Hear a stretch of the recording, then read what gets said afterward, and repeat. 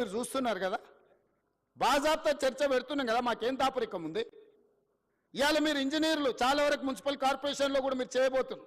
మీ చేతుల మీద ఒక అద్భుతం జరగబోతుంది.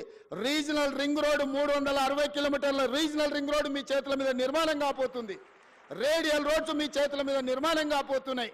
ఫ్యూచర్ సిటీ ఎయిర్పోర్ట్కు కూతవేటు దూరంలో ఫ్యూచర్ సిటీ ఫార్మా సిటీ నిర్మాణం కాబోతుంది. మీ చేతుల మీద మూసీ రివర్ డెవలప్మెంట్ ఫ్రంట్ ఎవరు అడ్డం వచ్చినా నిర్మించి 55 కిలోమీటర్ల మూసీ రివర్ డెవలప్మెంట్ ఫ్రంట్ మీ చేతుల మీదుగా నిర్మించి ప్రపంచానికి ఆదర్శంగా నిలబెడతాం.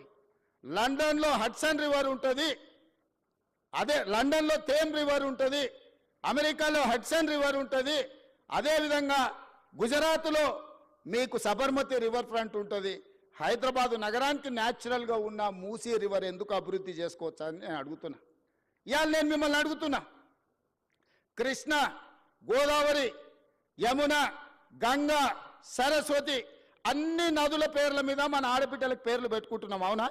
మన ఇంట్లో ఆడబిడ్డ పుడితే కృష్ణానో, కావేరో, గోదావరో, సరస్వతో, గంగానో అని నదుల పేర్లు మన బిడ్డలకు పెట్టుకుంటున్నాం. ఏ తండ్రి అయినా ఆయన బిడ్డకు మూసి అనే పేరు పెట్టుకున్నాడా? ఇన్ని నదుల పేర్లు, పవిత్రమైన నదుల పేర్లు మన ఆడబిడ్డలకు పెట్టుకున్నప్పుడు మూసి అనే రివర్ పేరు ఏ తండ్రి అయినా బిడ్డకు పెట్టుకున్నాడా?